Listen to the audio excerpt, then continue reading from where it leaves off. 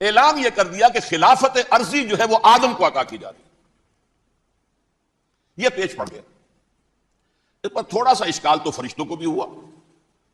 قرآن میں ہے سورہ بقرہ کے 4 رکوع میں اتجعل فیہا من یفسد فیہا ویسفک الدماء ونحن نسبح بحمدک ونقدس لک. پروردگار اس آدم کو تو خلافت دے رہا ہے، زمین کے اندر اختیار دے دے گا، یہ تو فساد کرے گا، کوریزی کرے گا. جب حکم دیا گیا کہ سجدہ کرو آدم کو، اب یہ دیکھیے کس قدر یہ اہم مضمون ہے. آپ سوچ رہے ہیں یہ باتیں آج پہلی مرتبہ ہمیں اس طرح سنائی جا رہی ہیں. یہ باتیں تو علم میں آتی نہیں ہمارے. وجہ کیا ہے؟ آپ کو دلچسپی نہیں ان چیزوں سے. جدید تہذیب نے ان چیزوں کی اہمیت کو زیرو کر دیا. قرآن میں اہمیت کا کیا عالم ہے؟ 7 جگہ یہ مضمون قرآن میں آیا. ہماری آج کی اس نشست کے لیے خاصا نمایاں اشتہار اخبار میں شائع ہوا. لہذا میں سمجھتا ہوں کہ آپ سب حضرات کے علم میں ہے کہ میرا آج کا موضوع کیا ہے. موجودہ جو انتہائی تشویشناک عالمی صورتحال ہے، اس کا پس منظر کیا ہے، اس کے پیچھے کون سے عوامل کار فرما ہیں، اور نوع انسانی کے اصل اور مستقل دشمن کون ہے. گویا کہ وہ جو ایک مصرع ہے کہ کون سیاہی گھول رہا ہے وقت کے بہتے دریا میں، امن عالم جو ہے ہو سکتا ہے تہو بالا ہو جائے. کہا جا رہا ہے شاید تیسری عالمگیر جنگ شروع ہو جائے گی. بش صاحب کہتے ہیں 10 سالہ جنگ ہوگی. بظاہر تو معاملہ چھوٹا سا نظر آتا ہے، ایک آدمی اسامہ، دھان 500 آدمی، کچھ بھی نہیں. پھر یہ افغانستان، اگر آپ ویسے دیکھیں دنیاوی اعتبارات سے، مادی اعتبارات سے، اس کی کیا حیثیت ہے امریکہ جیسے سپریم پاور کے سامنے. لیکن کتنا اہتمام ہو رہا ہے، مشرق و مغرب کے وسائل و ذرائع جمع کیے جا رہے ہیں. ادھر میڈیٹرینین میں، ادھر بحر ہند میں دور تک، نیگو گارسیا تک اپنے سارے اڈے جو ہے تیار کر دیے گئے ہیں. بڑے مہیب قسم کے ایئر کرافٹ کیریئرز جو ہے پہنچ گئے ہیں. وہ ہوائی جہاز جن کی شکل دیکھ کے دہشت آدمی پہ آ جاتی ہے، ان کے غول کی غول پہنچ گئے ہیں. یہ سب کچھ کیا ہے؟ کیا ہونے والا ہے؟ اس کے حوالے سے میں آج آپ کے سامنے اس وقت کا عالم کیا ہے، اس کا پس منظر کیا ہے، پیش منظر کیا ہے، کیا ہونے جا رہا ہے، کیا کچھ ہونے والا ہے، اور پیچھے کون اصل کیریکٹرز ہیں کہ جو کار فرما ہے، میں اس کا آج جائزہ پیش کرنے چلا ہوں. دیکھیں، سب سے پہلی بات، انسانیت کا اور نوع انسانی کا ازلی اور ابدی دشمن وہ ابلیس لعین ہے. یہ چونکہ چیزیں ایسی ہیں کہ جو ما وراء الطبیعات سے متعلق ہیں. ابلیس جن ہے، جن انویزیبل ورلڈ سے تعلق رکھتا ہے، غیر مرئی جو نظر نہیں آتی. فرشتے انویزیبل ورلڈ سے تعلق رکھتے ہیں، غیر مرئی جو نظر نہیں آتے. یہ ہم جو ہے اور یہ حیوانات دنیا میں جو ہے یہ مرئی ہے، ویزیبل ہے. آج کا عام ذہن جو انسان کا بن چکا ہے، سائنٹزم جسے کہا جاتا ہے، سائنسی نقطہ نظر، اس کا عام لوگوں پر بھی اثر یہ ہوا ہے کہ جو انویزیبل ورلڈ ہے اس کی باتوں کی طرف توجہ نہیں کرتے. ہاں، عقیدہ تو ہے کہ ہے، جن بھی ہے، فرشتے بھی ہیں، لیکن کوئی ان کی اہمیت ہماری نگاہوں میں نہیں. ساری نگاہیں مرکوز ہے visible world, physical world. Meta physics کا تو مضمون بھی اب سمجھ رہے ہیں کہ ختم کر دینا چاہیے. یونیورسٹیز سے فلسفے کے ڈپارٹمنٹس ختم ہو رہے ہیں. کیا ضرورت ہے اس کی؟ اصل شے یہ دنیا ہے، یہ عالم ہے، یہ کائنات ہے، یہ مادہ ہے، یہ حیات انسانی، حیات دنیاوی ہے. اس پر میرا جو مارکت الارا مضمون تھا 1967 کے جون میں جو چھپا تھا، اسلام کی نشرت ثانیہ کرنے کا اصل کام، کہ جو عہد حاضر کی جو تہذیب ہے اس کے 3 بنیادی اصول کیا ہیں. خدا ہے یا نہیں ہے چھوڑو، اس بحث پہ نہ پڑو. کائنات تو ہے نا، مادہ تو ہے نا، روح کوئی شے ہے یا نہیں ہے کیا پتا، کسی نے دیکھی نہیں آئی تک. لہذا اس کے بارے میں گفتگو کا فائدہ کیا، وقت کا سیاح. عالم آخرہ کوئی ہے یا نہیں ہے کیا پتا، کس نے آ کے بتایا مرنے کے بعد. لہذا اس بحث میں نہ پڑھو، یہ عالم دنیا تو ہے نا، اٹس ویری مچ پریزنٹ. لہذا ساری توجہ اس پر صرف کرو. تو خدا کے مقابلے میں کائنات پر توجہ، روح کے مقابلے میں مادے اور جسم پر توجہ، حیات اخروی کے مقابلے میں حیات دنیاوی پر توجہ. یہ ہے اصل میں کرکس آف دی میٹر، اس تہذیب جدید کا خلاصہ. یہ اس اعتبار سے میں کہہ رہا ہوں کہ بعض باتیں میری آپ کو ذرا ایسی لگے گی کہ جو شاید ماحول سے کچھ زیادہ متعلق نہیں، لیکن وہ دین کی بڑی بنیادی بات ہے. دیکھیے، اللہ تعالیٰ نے جو مخلوقات پیدا کی ہیں ان میں ایک تقسیم تو ہو سکتی ہے ذی حیات اور بغیر حیات، جاندار چیزیں اور بے جان چیزیں. بے جان چیزیں بے شمار، یہ تمام فلکیات، یہ پوری کائنات، یہ زمین، یہ پہاڑ، یہ شجر و حجر، کیا لیکن ایک ہے جاندار. ان جانداروں میں ایک تقسیم ہے. دو کا تعلق غیر مرئی دنیا سے ہے, انویزیبل ورلڈ سے. فرشتے جو دکھائی نہیں دیتے, ان کی پیدائش ہوئی ہے نور سے. دوسرے جنات جو انسانوں سے پہلے پیدا کیے گئے, آدم سے پہلے. وَالْجَانَّ خَلَقْنَاهُ مِن قَبْلُ مِن نَارِ السَّمُومِ. جنات کو تو ہم بہت پہلے پیدا کر چکے تھے آگ کی لو سے, وہ بھی نظر نہیں آتے. تیسرے انسان اور اس دنیا میں جتنے بھی حیوانات ہیں, ان کا جو مادہ ہے وہ ارض, یہ زمین ہے, یہ مٹی سے بنے, تراب سے بنے, کرسٹ آف دی ارتھ سے بنے. اب ان میں ایک تقسیم ہے. ایک وہ ہے, ان تمام میں شعور تو ہے, حیوانات میں بھی شعور ہے. خود شعوری جسے کہتے ہیں, سیلف کانشسنس, یہ صرف تین میں ہے, فرشتہ, جن اور انسان. حیوانات میں خود شعوری نہیں ہے, کانشسنس ہے, سیلف کانشسنس نہیں ہے. تھوڑی سی بات سے سمجھا دوں آپ کو. میں دیکھ رہا ہوں, آپ مجھے دیکھ رہے ہیں. کتا بھی کوئی یہاں ہوتا تو مجھے دیکھ رہا ہوتا, لیکن کتے کو مجھے دیکھتے ہوئے یہ احساس نہیں ہوتا کہ میں دیکھ رہا ہوں. یعنی کتے کو یہ احساس نہیں ہوتا کہ وہ دیکھ رہا ہے مجھے. دیکھ تو رہا ہے, اس کو میں کا احساس نہیں ہے کچھ. میں جب دیکھ رہا ہوں تو میں سمجھتا ہوں میں دیکھ رہا ہوں, میں ہوں کوئی شے جو دیکھ رہا ہوں. یہ خود شعوری ہے, سیلف کانشسنس. کسی بھی کام کو کرتے ہوئے اپنے وجود کا احساس, میرا فیصلہ ہے, میری رائے ہے. یہ ہے در حقیقت سیلف کانشسنس, انا, سیلف, خودی. یہ حیوانات میں نہیں ہے, یہ ہے صرف ملائکہ, جنات اور انسان. اب یہاں مسئلہ پڑ گیا, بڑا پرپیچ مسئلہ. اللہ تعالیٰ نے پہلے حضرت ملائکہ کو پیدا کیا اور انسانی ارواح کو پیدا کیا نور سے, پھر ناک سے پیدا کیا, نار سے, آگ سے جنات کو, پھر مٹی سے بنایا, آدم کا حی اللہ, اس میں روح پھونک دی, اب آدم بن گئے. اعلان یہ کر دیا کہ خلافت عرضی جو ہے وہ آدم کو عطا کی جا رہی ہے. یہ پیچ پڑ گیا. اس پر تھوڑا سا اشکال تو فرشتوں کو بھی ہوا. قرآن میں ہے, سورہ بقرہ کے 4 رکوع میں, أَتَجْعَلُ فِيهَا مَن يُفْسِدُ فِيهَا وَيَسْفِكُ الدِّمَاءَ وَنَحْنُ نُسَبِّحُ بِحَمْدِكَ وَنُقَدِّسُ لَكَ. پروردگار اس آدم کو تو خلافت دے رہا ہے, زمین کے اندر اختیار دے دے گا, یہ تو فساد کرے گا, کوریزی کرے گا. ہم تیری تسبیح و تحمید میں لگے ہوئے ہیں, جو بھی حکم ہو, ارشاد ہو, ہم بجا لاتے ہیں, تو ضرورت کیا ہے؟ اس کا جواب اللہ نے دیا, انی عالم ما لا تعلمون. میری مشیت, میری حکمت وہ میں ہی جانتا ہوں, ضروری نہیں کہ تم اس کو شیئر کر سکتے. لیکن یہ جنات میں سے ایک جن تھا عزازیل. اب دیکھیے کہ جنات کو ایک قرب حاصل ہے ملائکہ کے ساتھ. کیوں؟ وہ نور سے پیدا کیے گئے, یہ نار سے پیدا کیے, کتنا قرب ہے دونوں میں. انسان پیدا کیا گیا مٹی سے, مٹی انرٹ ہے, آگ بھڑکتی ہے, اوپر اٹھتی ہے, شعلہ زن ہوتی ہے, انرجی ہے اس میں. نور اور نار میں بڑا قرب ہے. اور عربی کے ایک قاعدے سے تو یہ ایک ہی لفظ ہے, مادہ ایک ہی ہے, حروف علت جو ہے ایک دوسرے کی جگہ آ جاتی. یہ قرب ہے. اگرچہ زمین و آسمان کا فرق ہے دونوں میں. فرشتہ نور سے پیدا کیا گیا ہے, وہ پاک ہے, وہ اللہ کے کسی حکم کی خلاف ورزی کر ہی نہیں سکتا. لا یعصون اللہ ما امرہم ویفعلون ما یؤمرون. وہ جو بھی اللہ تعالیٰ حکم دیتا ہے اس کی کوئی معصیت یا نافرمانی نہیں کرتے, بلکہ جو حکم لیا جاتا ہے مان لیتے. ذرا سا اشکال ہوا تھا, پوچھ لیا, جواب مل گیا, خاموش ہو گئے بس. لیکن عزازیل نامی ایک جن تھا, جو ایک تو جن ہونے کی نسبت سے فرشتوں سے کچھ نہ کچھ مماثلت تھی, قرب تھا. دوسرے یہ علم میں, زہد میں, عبادت میں اتنا اونچا تھا, اتنا اونچا تھا, اتنا اونچا تھا کہ یہ ملائکہ ہی کے صف میں شامل ہو گیا. اس نے عالم بغاوت بلند کر دیا. یہ فرشتوں کو ہم نے حکم دیا سجدہ کرو آدم کو, سب نے سجدہ کیا. فسجد الملائکۃ کلھم اجمعون, سارے کے سارے, کل کے کل, سب نے مل کر سجدہ کیا آدم کو. اللہ کے حکم سے فوراً تعبیل کر دی. الا ابلیس ابا واستکبر وکان من الکافرین. ابلیس نے نہیں کیا, انکار کیا, استکبار کیا, گھمنڈ کیا. اور اس کو سورہ کہف میں بیان کر دیا گیا, یہ اس لیے کہ وہ اصل میں جنات میں سے تھا, اگرچہ شامل تو تھا فرشتوں میں اس وقت.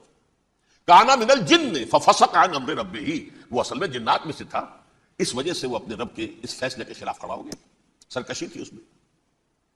یہ معاملہ اتنا اہم ہے, اب آپ سمجھیے کہ 7 مرتبہ سورہ بقرہ, سورہ اعراف, سورہ حجر, سورہ بنی اسرائیل, سورہ کہف, سورہ طٰہٰ, سورہ صاد, 6 مکی صورتوں میں ذکر ہے یہ, اور ایک مدنی صورت سورہ بقرہ.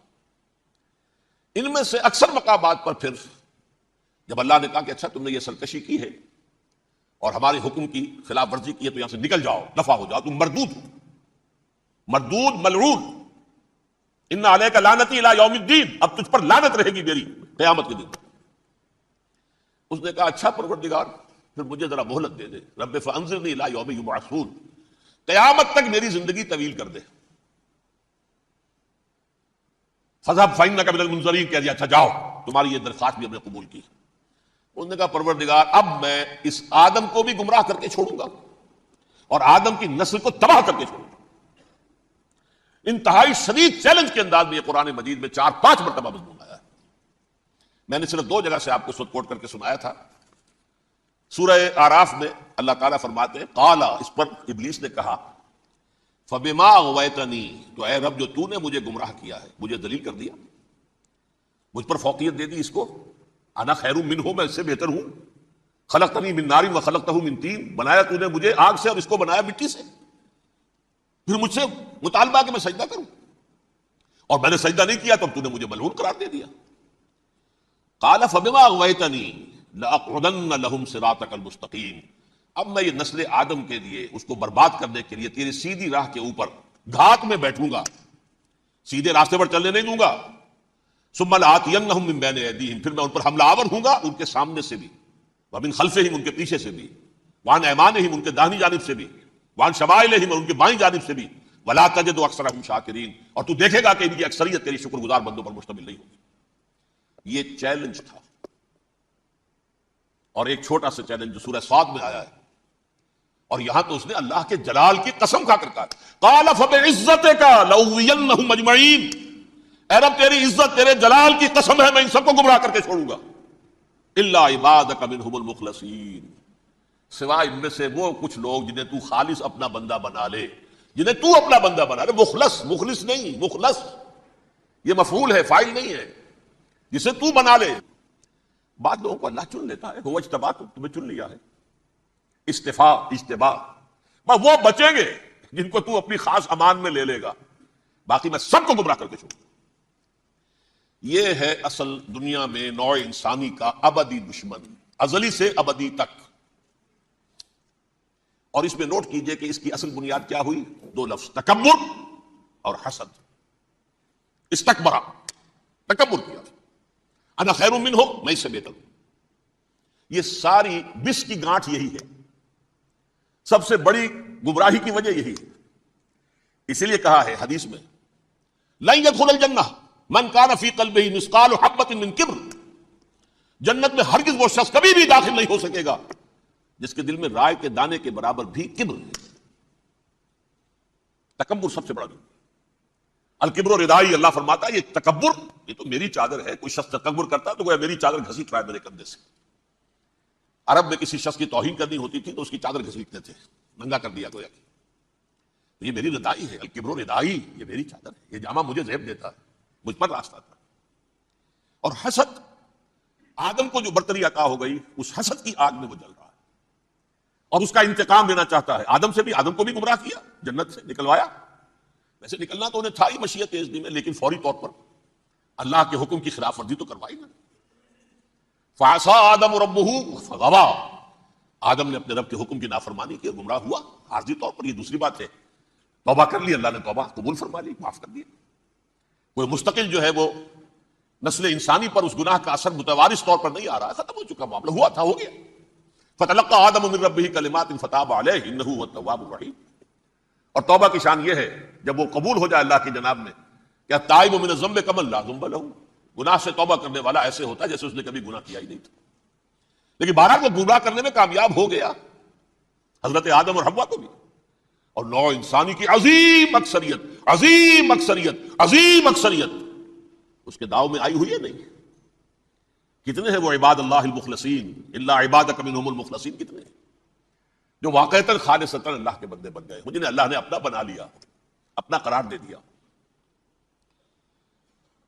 اب اس کے ساتھ نوٹ کیجئے، اس ابلیس کے ساتھ ایک فوج بھی ہے جسے قرآن مجید میں کہا گیا ہے یہ اس کی پارٹی ہے، حزب الشیطان، یہ اکیلا نہیں ہے۔ ایک تو وہ عزازیل ہے، اس کی طویل ترین عمر اللہ نے دے دی، وہ تو قیامت تک رہے گا۔ باقی بھی جنات جو ہیں ان کی نسل میں سے جو اس کی نوع میں سے، اس کی نسل میں سے جنات کی عمریں انسانوں کی عمروں سے زیادہ ہیں، بہت زیادہ ہیں، لیکن پھر بھی اتنی نہیں ہے۔ یہ خاص ہے اس کا معاملہ کہ اس نے کہا تھا رب انظرنی الی یوم یبعثون، مجھے دے دے مہلت اس وقت تک تاکہ میں ثابت کر کے دکھا دوں کہ جسے تو نے یہ خلافت دیا یہ اس کا اہل نہیں ہے۔ Let me prove this point ولا تجد اکثرہم شاکرین، تو ان کی اکثریت کو شکر گزار نہیں پائے گا۔ وہ ابلیس جو ہے وہ ریکروٹ کرتا ہے اپنے فوجی، اول تو خود جنات میں سے جو اس کے نمبر 1 لشکری ہے۔ قرآن مجید میں اس کا اشارہ دیا گیا ہے انہو یراکم ہوا وقبیلہ من حیث لا ترونہم۔ دیکھو لوگو، اے انسانوں، وہ ابلیس لعین عزازیل اور جو اس کے قبیلے کے لوگ ہیں، جنات ہیں، وہ تمہیں وہاں سے دیکھتے ہیں، تاکتے ہیں اور حملہ کرتے ہیں جہاں سے تم انہیں نہیں دیکھتے۔ وہ غیر مرئی ہیں، انویزیبل ہیں، تمہیں نظر نہیں آتے۔ ویزیبل دشمن کا وار تو روک لو گے، انویزیبل کا کیسے روکو گے؟ انہو یراکم ہوا وقبیلہ، اکیلا ہی نہیں ہے وہ تو تمہیں تاکتا ہے، تم پر حملہ کرتا ہے، گھات میں لگ کر جو ہے تمہارے اوپر حملہ کرتا ہے، وہ بھی اور اس کے ساتھ اس کے قبیلے کے لوگ جنات بھی، من حیث لا ترونہم، جہاں سے کہ تم انہیں نہیں دیکھتے۔ لیکن اس کے علاوہ وہ انسانوں میں سے بھی ریکریوٹ، رنگ روٹ، وہ جو ہے ان کو اپنے پاس رکھتا ہے فوج کے اندر، جس کی سب سے بڑی مثال کیا ہے؟ سورہ مجادلہ میں اللہ تعالیٰ نے منافق، حالانکہ وہ کون تھے؟ بظاہر حضور کا کلمہ پڑھنے والے، حضور کے پیچھے نماز پڑھنے والے، اسلام کا دعویٰ کرنے والے، ان کو اللہ فرماتا ہے اولئک حزب الشیطان الا ان حزب الشیطان هم الخاسرون، یہ شیطان کی پارٹی کے لوگ ہیں۔ وہاں مقابلے میں آیا ہے اولئک حزب اللہ الا ان حزب اللہ هم المفلحون، یہ دو پارٹیاں ہیں، حزب اللہ اللہ کی پارٹی جو اس کے مخلص بندے ہیں، وہ اللہ کی پارٹی، اور جو شیطان کے مرید بن گئے اس کے ہاتھ پر بیعت کر لی، لہذا وہ اس شیطان کی پارٹی کے لوگ ہیں، چاہے وہ انسان ہو چاہے جن ہو۔ تو انسانوں میں سے بھی اس کے حزب میں، اس کی پارٹی میں اس کے ایجنٹ ہیں اور بہت ہیں، بلکہ بہت سے تو ایسے ہیں کہ جو جنات کے بھی کان کتر دیں، ان کو بھی شیطنت سکھا دیں، پڑھا دیں۔ لیکن اب ایک بات سمجھیے، ایک دنیا میں نسل اور قوم بھی ایسی ہے جو ایک خاص وقت سے بحیثیت مجموعی من حیث القوم ابلیس کی ایجنٹ بن گئی ہے۔ وہ کون ہے؟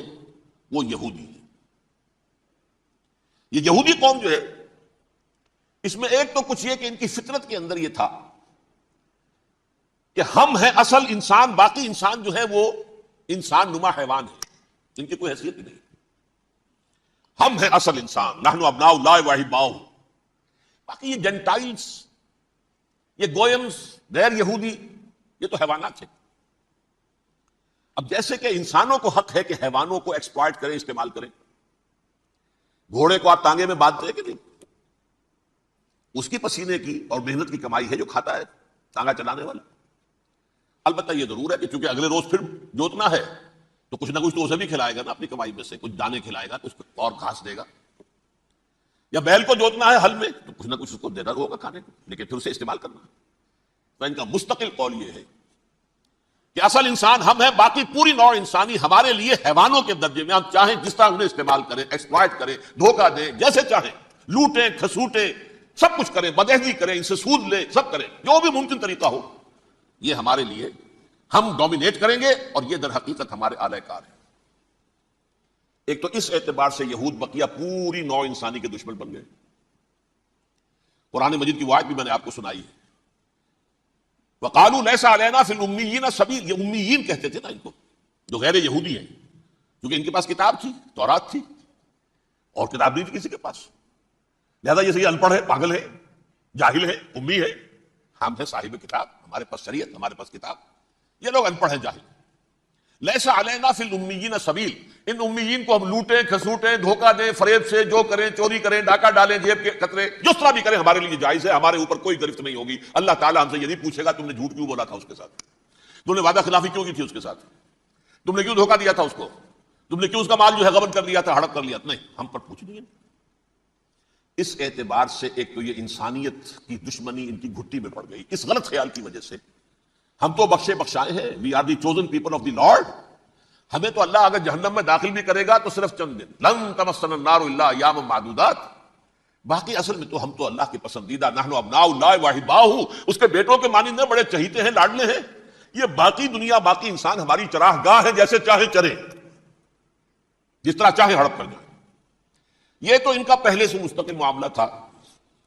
لیکن اس کے بعد ان کی تاریخ میں ایک دور وہ آیا جب حضرت مسیح علیہ السلام ان میں مبعوث کیے گئے. یہ 1400 سالہ تاریخ کا کلائمیکس ہے یہود کی. جب کتاب انہیں دی گئی تھی تورات حضرت موسیٰ کے ذریعے، وہ 1400 قبل مسیح کا واقعہ ہے. اس وقت سے لے کر اللہ کا وہ فضل ان پر ہوا کہ کوئی ایک لمحہ ایسا نہیں آیا 1400 برس میں کہ ان کے ہاں کوئی نہ کوئی نبی موجود نہ. یہ تار ٹوٹا ہی نہیں. 2 سے شروع ہوا، موسیٰ ہارون علیہ السلام، اور 1400 برس کے بعد پھر آخری 2 ہیں، عیسیٰ اور یحییٰ علیہ السلام. یوں سمجھ لیجئے. اور اس کے درمیان یہ تار ہے، اور اس تار میں کوئی ایک لمحہ ایسا نہیں آیا کہ کوئی نبی موجود ہو. اس میں اتار چڑھاؤ بہت سے آئے ہیں، اس کا وہ میرا موضوع نہیں ہے اس وقت. قبل مسیح کی تاریخ جو ہے وہ میرا موضوع نہیں ہے. قرآن مجید میں سورہ بنی اسرائیل کے پہلے رکوع میں اس کا تذکرہ موجود ہے. وَقَضَيْنَا إِلَىٰ بَنِي إِسْرَائِيلَ فِي الْكِتَابِ لَتُفْسِدُنَّ فِي الْأَرْضِ مَرَّتَيْنِ وَلَتَعْلُنَّ عُلُوًّا كَبِيرًا. 2 مرتبہ ان پر عذاب کے کوڑے برسے.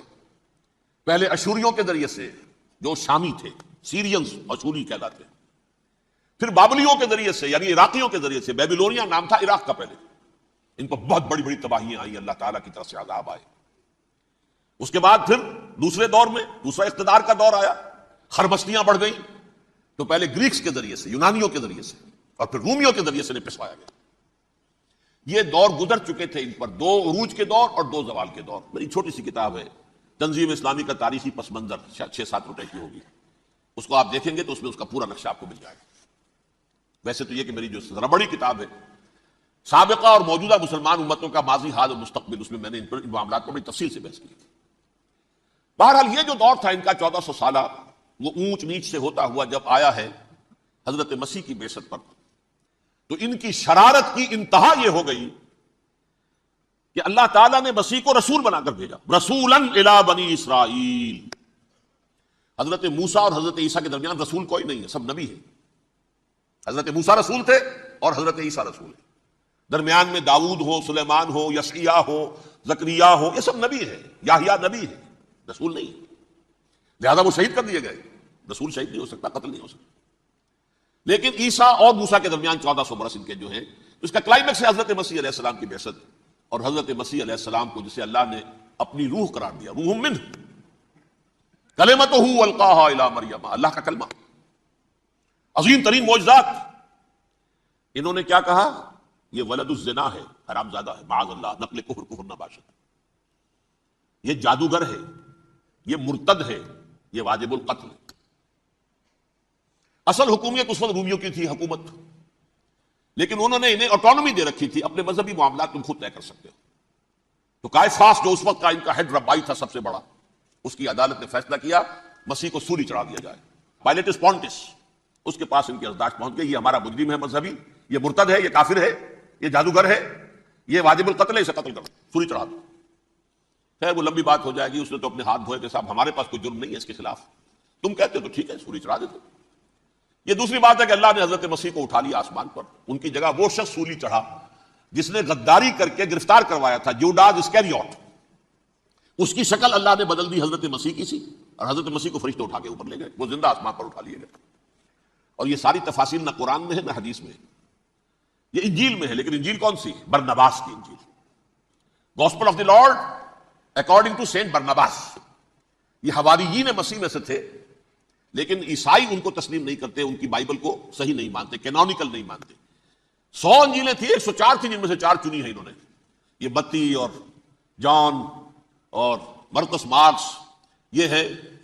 تو یہ 4 انجیلیں ہیں، انہوں نے تسلیم کی کہ یہ کینونیکلز ہیں، یہ تو ہیں حقیقی. باقی جو ہے 100 اس کو وہ تسلیم نہیں کرتے.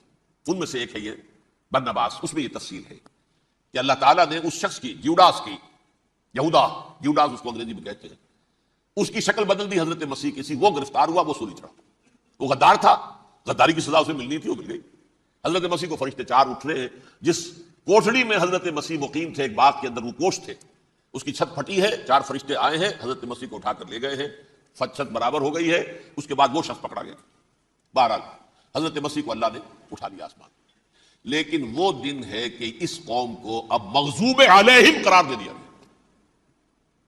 نوٹ کر لیجیے، اصل میں تو ہونا یہ چاہیے تھا کہ رسول کی جان کے درپے جب کوئی امت ہو جاتی تھی تو اللہ کا قاعدہ یہ تھا کہ اس امت کو نسیہ منسیہ کر لیا جائے۔ حضرت نوح کی قوم کو ختم کیا یا نہیں؟ حضرت ہود کی نگاہوں کے سامنے قوم عاد برباد کی گئی یا نہیں؟ حضرت صالح کی نگاہوں کے سامنے قوم سمود برباد ہوئی؟ یہ اللہ کا قاعدہ رہا۔ سدوم اور عمورہ کی بستیاں حضرت لوط علیہ السلام جہاں بھیجے گئے، مدین کا علاقہ جہاں حضرت شعیب بھیجے گئے، آل فرعون جن کی طرف موسیٰ کو بھیجا گیا، وہ بھی اللہ کی مخلوق ہے، لیکن آپ کو معلوم ہے کوئی شخص زبان پر نام نہیں لانا چاہتا خنزیر کا، سور کا، ہے تو مخلوق، وہ بھی ایک حیوان ہے۔ ایسے ہی ہے یہودی گالی جھوٹ گالی۔ لہذا ایک طرف تو ان دونوں کے درمیان دشمنی، جس کو قرآن کہتا ہے وَأَغْرَيْنَا بَيْنَهُمُ الْعَدَاوَةَ وَالْبَغْضَاءَ، ہم نے ان کے مابین دشمنی جو ہے پیدا کر دی۔ اور جب یہ پوری سلطنت عیسائی ہو گئی تو قافیہ تنگ ہو گیا یہودیوں کا۔ اب آئیے 571 عیسوی، یعنی جبکہ ڈائسپورا کو کتنا عرصہ ہو چکا تھا؟ 500 برس۔ سن 70 سے شروع ہوا نا ڈائسپورا، جب ٹائٹس نے گرایا ہے ہیکل کو اور نکال باہر کیا انہیں فلسطین سے، بھاگ جاؤ یہاں ایک یہودی بھی نہیں رہے گا، فلسطین سے نکال دیے گئے۔ اس کے پورے 500 برس بعد سن 571 عیسوی میں حضور کی پیدائش ہوئی، ولادت با سعادت محمد رسول اللہ صلی اللہ علیہ وسلم۔ 610 میں آپ پر وحی کا آغاز ہوا، لیکن حضور کے ساتھ ان کا معاملہ کیا رہا؟ اول تو جبکہ حضور ابھی مکے ہی میں تھے، یہودیوں نے ریشہ دوانیاں شروع کر دی حضور کے خلاف۔ قریش مکہ کو سکھاتے تھے، پڑھاتے تھے، ان سے یہ پوچھو، ان سے یہ پوچھو، یہ اس طرح تنگ کرو، ان سے یہ امتحان لو، یہ آپ کے علم میں ہے۔ سورہ بنی اسرائیل میں، سورہ کہف میں وہ سوالات جو امتحانی سوالات آئے تھے، ذوالقرنین کون تھا، اصحاب کہف کون تھے، تم رسول بنے پھرتے ہو تو بتاؤ، اور یہ روح کی حقیقت کیا بتاؤ، یہ ساری ریشہ دوانیاں کر رہے تھے بیٹھے ہوئے ابھی وہیں پر، حضور ابھی پہنچے بھی نہیں۔ ہجرت فرما کر حضور تشریف لے آئے تو حضور نے جسے ماسٹر سٹروک کہا جائے گا، یعنی اسٹیٹس مین شپ کا ماسٹر سٹروک، آپ نے مدینے میں آتے یہودیوں کے ساتھ پیکٹ کر دیا، جوائنٹ ڈیفنس پیکٹ آف مدینہ، کہ اگر مکے والے ہم پر حملہ کریں گے تو ہم مل جل کر ایک قوم کی حیثیت سے مقابلہ کریں گے۔ یہ میثاق مدینہ کہلاتا ہے، جس کے بہت غلط معنی پہنائے جا رہے ہیں آج کل۔ بہرحال میں موضوع میرا چونکہ یہ نہیں، میں ادھر نہیں جاؤں گا، لیکن ہوا کیا؟ ہر مرتبہ یہ خیانت کے مرتکب ہوئے، ان نے جو عہد کیے تھے ان سے پھرے، اندر ہی اندر سازش، ریشہ دوانی، حضور کی بدترین دشمنی۔ سورہ نساء کی آیت نمبر 12 میں 14 میں 13 میں فرمایا ہے لا تزال تطلع علی خائنۃ منہم، اے نبی ہمیشہ آپ کے علم میں ان کی طرف سے خیانتیں، بدیانتیاں آتی رہیں گی۔ اور بار بار وہ مسلسل جنگ کی آگ بھڑکاتے تھے، قریش کو دعوت دیتے، آؤ آؤ آؤ ہم اندر سے بغاوت کر دیں گے، تم آؤ تو صحیح، ختم کریں محمد کو اور اہل ایمان کو صلی اللہ علیہ وسلم رضی اللہ تعالیٰ عنہ اجمعین۔ لیکن پھر جب وہ آتے تھے تو یہ دبک جاتے تھے، ان میں ہمت نہیں تھی، میدان کے مرد نہیں رہے تھے۔ یہ سورہ حشر میں ان کا نقشہ کھینچا گیا ہے، کھلے میدان میں مقابلے کی اس کے اندر صلاحیت ہی نہیں ہے۔ یہ تو فصیلوں کے پیچھے سے، جیسے عورتیں کہیں دیہات میں لڑائی ہوتی ہے تو مرد جو ہے گلیوں میں لڑتے ہیں، عورتیں اوپر سے پتھر پھینکتی ہیں، بس وہ کام یہ کر سکتے تھے، من ورائے جدر، فصیلوں کے پیچھے سے، جنگ میں میدان میں نہیں آ سکتے۔ بہرحال قرآن مجید میں ہے یہ سورہ مائدہ کی آیت نمبر 64، کلما اوقدوا نارا للحرب اطفاها اللہ، اکثر و بیشتر مواقع پر تو یہ جب آگ بھڑکاتے تھے جنگ کی، اللہ اسے بجھا دیتا تھا۔ لیکن بہرحال اس کے باوجود جنگیں ہوئی، غزوہ بدر، غزوہ احد ہوئی کہ نہیں، یہ ساری اس اصل شرارت میں، اور اس کے نتیجے میں حضور نے پھر ایک ایک کر کے 3 قبیلوں کو سزا دی۔ غزوہ بدر کے فوراً بعد بنو قینقاع نکالے گئے مدینے سے، غزوہ احد کے فوراً بعد بنو نذیر نکالے گئے، اور غزوہ احزاب کے بعد بنو قریظہ نکال دیے گئے۔ یہ تو میں نے آپ کے سامنے رکھ دیا صرف حضور کے زمانے میں ان کا کیا رویہ رہا، دشمنی۔ رات بھی ہم نے وہ آیت پڑھی تھی لَتَجِدَنَّ أَشَدَّ النَّاسِ عَدَاوَةً لِلَّذِينَ آمَنُوا الْيَهُودُ وَالَّذِينَ أَشْرَكُوا، اہل ایمان کی دشمنی میں شدید ترین تم پاؤ گے یہودیوں کو اور مشرکین بھی بعد میں ہے، پہلے یہودی۔ حضور کے بعد کیا ہوا اب یہ نوٹ کیجئے، یہ ان کی تاریخ کا دوسرا دور۔ حضرت عمر رضی اللہ تعالیٰ عنہ قائد خلافت ہے، بیت المقدس کا محاصرہ کیا گیا، فصیل بڑی اونچی، شہر اندر سے سیلف سفیشینٹ، حملے کا راستہ کوئی نہیں، محاصرہ طول کھینچ رہا ہے، لیکن ان کے پاس رسد بھی موجود ہے، پانی بھی موجود ہے، وہ دروازے بند کر کے بیٹھے ہوئے۔ بالآخر اللہ تعالیٰ کی مشیت کا ظہور کیسے ہوا؟ ان کے کچھ علماء آئے فصیل پر، کہا دیکھو مسلمانوں، تم قیامت تک بھی یہاں پڑے رہو گے محاصرہ کر کے ہمارا، یہ شہر فتح نہیں ہوگا۔ ہاں ایک درویش بادشاہ کے ہاتھوں یہ شہر فتح ہونا ہے، لیکن تمہارے اندر ہمیں وہ نظر نہیں آ رہا۔ ابو عبیدہ بن الجراح رضی اللہ تعالی عنہ امین هذه الامہ، ان کا فوراً ذہن گیا وہ درویش بادشاہ مدینے میں بیٹھا ہوا ہے عمر رضی اللہ تعالی۔ اب ایک اور عمر بھی ہے جو قندھار میں بیٹھا ہے، نقشہ وہی ہے، سادگی کی حد تک نقشہ وہی، بالکل وہی، اپنی آنکھوں سے دیکھا وہی سادگی۔ عمر اول عمر ثانی تھے عمر بن عبد العزیز۔ اب ایک اللہ کے فضل سے اللہ تعالیٰ ایدہ اللہ بنصرتہ، اللہ تعالیٰ ان کی نصرت فرمائے، دشمنوں کو ان کے مقابلے میں نیست و نابود کرے۔ انہوں نے ریکویسٹ بھیج دی کہ حضور تشریف لائیے، یہ شہر فتح ہو جائے گا۔ وہ ہے سفر تاریخی، اتنا طویل سفر، تقریباً 700 میل، ایک اونٹ، ایک خادم، ایک منزل پہ امیر المومنین اوپر بیٹھے، خادم آگے چل رہا ہے، اگلی منزل پہ خادم اوپر بیٹھا ہے، امیر المومنین آگے جا رہا ہے۔ اور جب پہنچے ہیں تو وہ باری تھی خادم کی، انہوں نے ہاتھ جوڑ دیا، حضور خدا کے لیے تم کیا کہیں گے لوگ، وہ میرا برا حال کر دیں گے، تمہیں شرم نہیں آئی؟ امیر المومنین پیدل آگے چل رہے ہیں نکیل پکڑ کر، اور تم بیٹھے ہو اوپر براجمان ہو۔ حضرت عمر فرمایا الدور دورک، نہیں باری تمہاری ہے، بیٹھ۔ اس حال میں پہنچے ہیں، اور پھر یہ کہ ابو عبیدہ بن الجراح آئے ہیں، استقبال کیا ہے تو دیکھا ہے، اس حال میں چلے آ رہے ہیں، عمر نکیل پکڑے ہوئے چلے آ رہے ہیں، اور کہتے ہیں کہ کہیں کیچڑ ویچڑ تھا، جوتے خراب ہو گئے تھے، وہ بھی اتار کے ہاتھ میں پکڑے ہوئے، کپڑے تو تھے ہی پھٹے ہوئے۔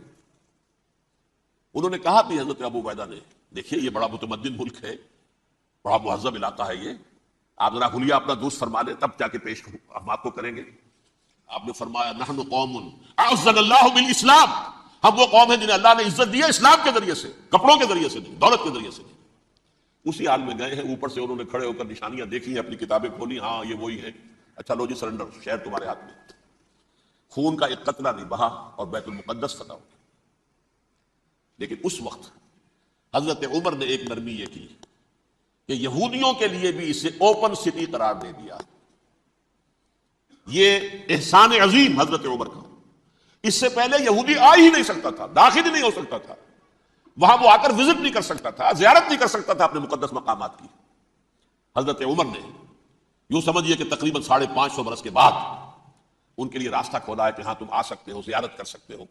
لیکن یہ عیسائیوں نے لکھوایا معاہدے کے اندر، انہیں یہاں آپ آباد ہونے کی اجازت نہیں دیں گے، لیکن کم وزٹ دی پلیسز، دیکھیں زیارتیں کریں اور جائیں۔ یہ معاہدہ حضرت عمر کا ہے رضی اللہ تعالیٰ، جو پھر خلافت راشدہ کے بعد بنو امیہ نے بھی اس کو آرڈر کیا، بنو عباس نے کیا، پھر جو ہمارے یہ ترکوں میں اندر خلافت آئی تو ترک خلفاء نے بھی اس معاہدے کی پوری پابندی کی۔ فلسطین میں آ سکتے ہیں یہودی، صرف زائرین کی حیثیت سے، وہاں آباد نہیں ہو سکتے۔ اب آئیے اگلا دور آیا حضرت عثمان کا دور خلافت۔ یہ ہے وہ وقت کہ اب یہود نے امت مسلمہ کی پیٹھ میں چھرا کھولا۔ وہ کیسے؟ ایک یہودی عبداللہ ابن سبا اسلام کا لبادہ اوڑھ کر آ گیا، معاشرے کا جائزہ لے لیا، ان میں بنو ہاشم اور بنو امیہ میں جو پرانی کشاکش تھی اس کے کچھ نہ کچھ جراثیم باقی ہیں، اگر ان کو ذرا بھڑکا دے تو مسلمانوں میں انتشار پیدا ہو جائے۔ کہا یہ عثمان کون ہے؟ یہ تو بنو امیہ میں سے ہے، یہ حق تو بنو ہاشم کا ہے، خلافت ان کے پاس ہونی چاہیے، محمد کے تو رشتہ دار وہ ہے صلی اللہ علیہ وسلم۔ عوام الناس کے اندر بات پھیلنی شروع ہوئی، پھر ایک بڑی سازش کے انداز میں حضرت عثمان کے خلاف پروپیگنڈا، حضرت عثمان کے جو عاملین تھے، گورنر تھے، ان کے خلاف پروپیگنڈا، اور ایسی ہوشیاری کرتے تھے کہ کوفے میں کوفے کے حاکم کے خلاف کچھ نہیں کہنا، اجی مصر میں یہ ہو رہا ہے، اجی شام میں یہ ہو رہا ہے، اجی یہ جو عثمان ہے وہ یہ کر رہا ہے، یہ ظلم ہو رہا ہے، یہ لوٹ مار ہو رہی ہے، یہ خیانتیں ہو رہی ہیں۔ اب نہ تو اس زمانے میں مینز آف کمیونیکیشن، کیسے تصدیق کریں؟ افواہیں تو آپ آج کراچی کے اندر شروع ہو جائے تو پتہ نہیں چل سکتا کسی کو کہ کیا اس میں صداقت ہے کیا جھوٹ ہے، اور بری بات جو ہے فطرت انسانی کی کمزوری ہے وہ فوراً قبول کرتا ہے، کسی کے بارے میں اچھی بات ماننے کو تیار نہیں ہوتا، لیکن بری بات تو فوراً تیار۔ بہرحال یہ فتنہ انہوں نے اٹھایا، حضرت علی کی الوہیت کا فتنہ اٹھایا، حضرت عثمان کے خلاف الفتنۃ الکبریٰ برپا کیا، حضرت عثمان شہید ہوئے، اس کے بعد 5 برس تک مسلمان ایک دوسرے کی گردنیں کاٹتے رہے، باہمی خانہ جنگی ہوئی، امت کو وہ زخم لگایا ہے جو آج تک جس سے خون رس رہا ہے۔ یہ شیعان عثمان اور شیعان علی تھے جو بعد میں پھر سنی اور شیعہ ہوئے، اور آج تک فتنہ کس نے جگایا؟ ایک عبداللہ ابن سبا یہودی، اور اس کے کارندے، شیطان کا ایجنٹ، اور انسانوں میں سے بھی اس کے جو بھی حواریین تھے اور شیطانوں کے اندر سے بھی تھے، انہوں نے بھی اس آگ کو بھڑکایا۔ یہ آپ سوچ لیجئے کہ یہ کس نے وہ زخم لگایا؟ یہودی۔ اگلا دور آیا، خلافت راشدہ ختم ہوئی، بنو امیہ کا بھی دور کافی گزر گیا۔ طارق ابن زیاد 712 عیسوی میں حملہ کرتے ہیں اسپین پر۔ اسپین اس وقت عیسائیت کا بہت بڑا گڑھ، بڑے کٹر ترین عیسائی جو ہے وہ اسپین میں تھے، لہذا یہودیوں کی وہاں بہت پٹائی ہوتی تھی، بہت پٹائی ہوتی ہے، میں بتا چکا ہوں، دشمنی تھی ان کی تو چلی آ رہی تھی عیسائیوں کے ہاتھوں یہودیوں کی۔ وہ تو سن 300 عیسوی سے ایمپرر کانسٹنٹائن کے بعد سے شروع ہو گئی تھی۔ اس حوالے سے یہودیوں نے اس وقت چالاکی یہ برتی، کچھ راستے واسطے بتائے، کچھ مدد کی طارق ابن زیاد کی۔ طارق ابن زیاد نے انہیں اپنا محسن سمجھا، ہسپانیہ فتح ہو گیا تو یہودی چونکہ محسنین کی فہرست میں آ چکے تھے، انہیں بہت اقتدار نصیب ہوا، بڑی سپورٹ مسلمانوں نے دی۔ ان کے بڑے بڑے علماء جو اسی دور کے اندر پیدا ہوئے، بڑے بڑے تھنکرز ان کے اسی دور میں پیدا ہوئے۔ بن گوریون جو کہ ایک وزیر اعظم تھا اسرائیل کا، اس نے یہ لکھا اپنی کتاب میں، Muslim Spain was the golden era of our diaspora. وہ ڈائسپورا جو 70 عیسوی سے شروع ہوا تھا اور 1917 عیسوی تک جاری رہا ہے، اس میں سے گولڈن ایرا ہمارا جو تھا وہ مسلم اسپین تھا۔ ہسپانیہ میں بیٹھ کر ہم عیش کیے، لیکن وہاں سے انہوں نے اور جو کچھ کیا، یہ تو داستان کے تو بہت سے گوشے ہیں، لیکن میں جس اسٹریٹ لائن میں چل رہا ہوں اس کے اعتبار سے ایک بات سمجھ لیجیے، وہاں بیٹھ کر انہوں نے اب عیسائیت کی پیٹھ میں چھرا گھونپا، پروٹیسٹنٹ مذہب پیدا کیا، تقسیم کر دیا، جیسے شیعہ سنی کی تقسیم عبداللہ ابن سبا، رومن کیتھولک اور پروٹیسٹنٹ کی تقسیم یہودی علماء۔ ہوتا کیا تھا، ہسپانیہ کی یونیورسٹیاں ہیں، کارڈووا میں ہے، ٹولیڈو میں ہے، گریناڈا میں ہے، غرناطہ، قرطبہ، تولیتلا، اور وہاں آتے تھے لوگ، فرانس سے چلے آ رہے ہیں نوجوان پڑھنے کے لیے، جرمنی سے چلے آ رہے ہیں، اٹلی سے چلے آ رہے ہیں، 3 ہی ملک قریب ترین پڑھتے ہیں سینٹرل جو یورپ کے ہیں۔ یہاں پر جو ہے وہ اسلام جو نور پھیلا رہا تھا اس سے بھی مستفیض ہوئے، جہالت کے جو ہے پردے ان کے وہ چھٹے، اس کے ساتھ ہی وہ یہودی وہاں ان کے اندر جو جراثیم داخل کر رہے تھے وہ اس عیسائیت کے خلاف بغاوت تھی جو اس وقت دنیا میں عیسائیت اس وقت تھی۔ پوپ کا راج تھا دنیا میں اس وقت، یورپ میں جو عیسائیت تھی اس میں ایک طرف بادشاہ تھے، لیکن بادشاہوں کی حیثیت وہاں پر یوں سمجھ لیجئے کٹ پتلیوں کی تھی، اصل قوت پوپ کے ہاتھ میں تھی۔ اور پوپ کو انہوں نے، جیسے قرآن نے کہا، اتخذوا احبارهم ورهبانهم اربابا من دون اللہ، کیونکہ سینٹ پال نے شریعت موسوی ساقط کر دی تھی تو اب شریعت تھی ہی نہیں، پوپ کو اختیار تھا جس چیز کو چاہے حلال قرار دے دے، جس چیز کو چاہے حرام قرار دے دے۔ اتخذوا احبارهم ورهبانهم اربابا من دون اللہ۔ انہوں نے کہا صاحب یہ پوپ کس بلا کا نام ہے، یہ بھی انسان ہے، بات تو ٹھیک تھی نا، اصل حیثیت تو کتاب کی ہونی چاہیے نا، ڈیوائن بک، ریویلڈ اسکرپچر، لہذا یہ کتاب ہر شخص پڑھ سکتا ہے۔ کوئی پوپ کے باپ کو جو ہے کوئی اس کے لیے پروپرائٹری رائٹس تو نہیں ہے کہ صرف پوپ پڑھ سکتا ہے یا پادری پڑھ سکتے ہیں، ہم بھی پڑھ سکتے ہیں، ہم بھی سمجھ سکتے ہیں۔ یہ باتیں تھی کہ جن کو بڑھا چڑھا کر بیان کر کے اور پوپ کا اقتدار ختم کرا دیا اور توجہ مرکوز کر دی بائبل کی طرف۔ اب بائبل میں بڑا حصہ تو اولڈ ٹیسٹامنٹ کا ہے، نتیجہ کیا ہوا، یہود کی عظمت پروٹیسٹنٹس کے نزدیک مسلم ہو گئی۔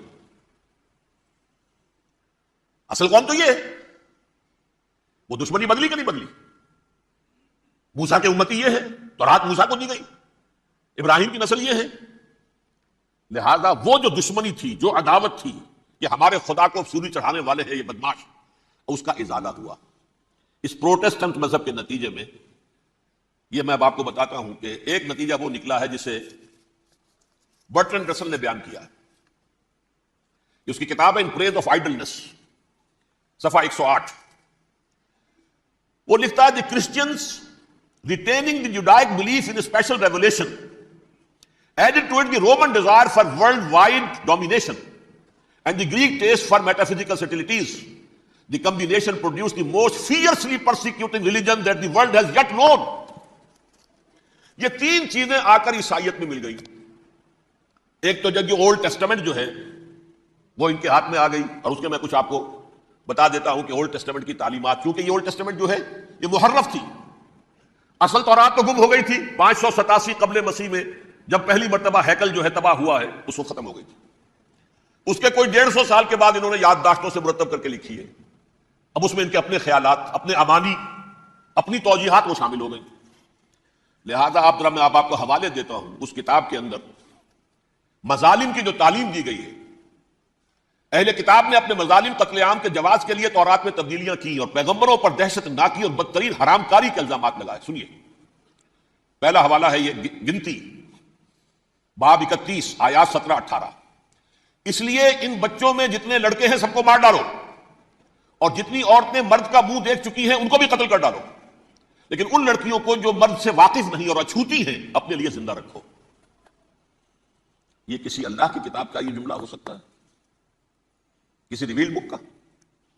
اور سنیے، یہ ہے استثناء ڈیٹرانومی باب 20 آیت 16-18. پر ان قوموں کے شہروں میں جن کو خداوند تیرا خدا میراث کے طور پر تجھ کو دیتا ہے کسی ذی نفس کو جیتا نہ بچا رکھنا، جیسا خداوند تیرے خدا نے تجھ کو حکم دیا بالکل نیست کر دینا. مرد، عورتیں، بچے، بوڑھے سب ختم. یہ کتاب مقدس ہے. اور سنیے، سیموئیل باب 27 آیت نمبر 9. اور داؤد نے اس سرزمین کو تباہ کر ڈالا اور عورت مرد کسی کو جیتا نہ چھوڑا. نمبر 4، ان سب آباد شہروں کو ماں، عورتوں اور بچوں کے بالکل نابود کر ڈالا. کتاب استثناء باب 3 آیت 6. یہ ہے جو کہہ رہا ہے برٹرنڈ رسل، کرسچینٹی میں آ کر یہ تین چیزیں شامل ہو گئی. ایک تو یہ باربیرین یہ تعلیم جو ہے، اور یہ مذہب کے نام پہ تعلیم، یہ کتاب مقدس کی تعلیم. نمبر 2، رومنز کے اندر جو ایک تمنا تھی ورلڈ ڈومینیشن کی، وہ عیسائیت کے اندر آ گئی. اس لیے کہ پوری رومن امپائر جو ہے عیسائی ہو گئی، اسے وراثت کے اندر ورلڈ ڈومینیشن کی جو ایک تمنا تھی وہ مل گئی. اور پھر یہ کہ انہوں نے جو توہمات تھے یونانیوں کے ان کو بھی اپنے ہاں مختلف شکلوں کے اندر جمع کر لیا. ان تین چیزوں کا the combination produced the most fiercely persecuting religion that the world has yet known. اس کے نتیجے میں دنیا میں تاریخ انسانیت کے اندر جو بدترین خونخوار ترین مذہب ہو سکتا ہے وہ شکل عیسائیت نے اختیار کی. اور اس کا مظہر عتم کیا تھا؟ نوٹ کیجئے، صلیبی جنگیں. ایک بات ٹائم ٹیبل کے اعتبار سے نوٹ کر لیجئے گا. فرسٹ ملینیم ختم ہوا، سیکنڈ شروع ہوا. ان کے 1000 سال ختم ہوئے تو 11ویں صدی میں سیکنڈ ملینیم شروع ہوا تو پہلی صلیبی جنگیں ہوئی. لاکھوں مسلمان قتل کیے. صرف یروشلم کے اندر اتنا خون بہایا ہے کہ خود ان کے ہسٹورینز لکھتے ہیں کہ جب ان صلیبیوں نے جب گھوڑوں کے ساتھ وہ چل رہے تھے گلیوں میں تو ان کے گھوڑوں کے گھٹنوں تک خون کی ندی بہ رہی تھی. جہاں سے گزرے ختم کرتے چلے گئے، آبادیاں کی آبادیاں ختم. اگرچہ اس کروسیڈ میں گیہوں کے ساتھ گھن بھی پسا، یہودی بھی بہت مارے گئے. یہ فرانس سے، جرمنی سے جب یہ کروسیڈرز آ رہے تھے 3000 میل کا سفر طے کر کے آئے تھے. سوچئے تو صحیح، اربن ثانی پوپ جو تھا آگ لگا دی تھی اس نے پورے یورپ کے اندر. شرم سے ڈوب مرو، تمہارے مقدس علاقے مسلمانوں کے ہاتھ میں. انفیڈلز، یہ کافر، یہ مرتد، یہ ملحد. مسیح جہاں پیدا ہوا، مسیح کو جہاں سولی دی گئی، وہ کہاں ہے؟ ان کے ہاتھ میں. وہ آگ لگائی ہے، 3000 میل کا فاصلہ طے کر کے یہ قومیں آئی ہیں اور جو تباہی مچائی گئی. تاریخ انسانی میں ایسی بربریت کی کوئی مثال. اور یہ ان کے اپنے ہسٹورینز لکھتے ہیں شرم کے بارے. ایسے محسوس ہوتا ہے جیسے ان کی گردنیں جھکی جا رہی ہیں لکھتے ہوئے. اب آگے چلیے. یہ جو بغاوت ہوئی پوپ کے خلاف، اس میں نوٹ کیجئے تاریخی اعتبار سے سب سے پہلے بغاوت کرنے والا ملک انگلستان تھا. اس نے اپنا چرچ علیحدہ بنایا، چرچ آف انگلینڈ. پوپ سے رشتہ منقطع. The first Protestant kingdom in Europe was England. اسی سے رشتہ جوڑی west, white Anglo Saxon Protestants. ان میں اولیت کا شرف کسے حاصل ہے؟ برطانیہ شریف کو. یہاں پر انہوں نے اب ایک بہت بڑا جو کارنامہ کیا، پوپ کی گرفت کم ہوئی یورپ پر سے، پروٹیسٹنٹ مذہب کا فروغ ہوا تو انہوں نے سود کی اجازت حاصل کر لی. جب تک پوپ کی حکومت تھی سود حرام تھا. نو ٹرانزیکشن، نہ انٹرسٹ، نہ یوزری، کچھ بھی نہیں. پروٹیسٹنٹس کے ذریعے سے سود کی اجازت حاصل کر لی. اس کے بعد بڑے بڑے بینک بنا کر بیٹھ گئے. House of Rothschilds, House of Goldsmiths. یہ عمران خان صاحب کے خطر جو تھے گولڈ سمتھ، یہ بینکرز، بڑی بڑی فیملیز. ان لوگوں نے کیا کیا؟ اب ریشہ دوانیاں. یورپ میں مختلف ملکوں کے درمیان جنگیں کروائیں سازشوں کے ذریعے سے. وہی کلما اوقدوا نارا للحرب، جنگ کے لیے آگ بھڑکا دینا تو ان کا پرانا مشغلہ تھا. جنگیں کرواتے تھے پھر فرانس کے بادشاہ کو بھی قرض چاہیے اسلحہ کے لیے، انگلستان کے بادشاہ کو بھی قرض چاہیے، ہاؤس آف روتشائلڈ کا ایک نمائندہ وہاں بیٹھا ہے، یہاں بیٹھا ہے، اور منہ مانگے شرح پر سود کے اوپر قرض دے رہے ہیں۔ ان کو سب کو جو ہے ان کے سارے مالی وسائل کھینچ لیے، دولت پر قبضہ کر کے بیٹھ گئے، اور اس کا نتیجہ یہ نکلا چند 100 سالوں کے اندر کہ فرنگ کی رگے جاں پنجے یہود میں،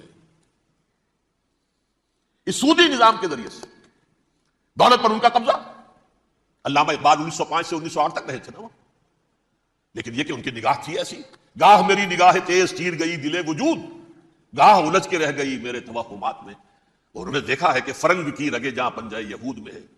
ابھی ہٹلر کا تو وجود بھی نہیں تھا، بعد میں ہٹلر کو محسوس ہو گیا نا واقعتاً ہمارا اصل دشمن یہ یہودی ہے جو یہاں پر بیٹھا ہوا، جو ہمارا خون چوس رہا ہے۔ آخر یوں ہی تو نہیں، دماغ اس کا ایسے تو خراب نہیں ہو گیا تھا، یہ قتل عام، یہ ہولوکاسٹ کس لیے؟ اس نے پہچان لیا تھا، اس لیے کہ وہ ویسٹ نہیں تھا، وائٹ اینگلو سیکسن پروٹیسٹنٹس، اصل جادو جو چلا وہ ان پر چلا، اور برطانیہ ان کا سب سے بڑا جو ہے وہ پشت پناہ، مددگار، حامی۔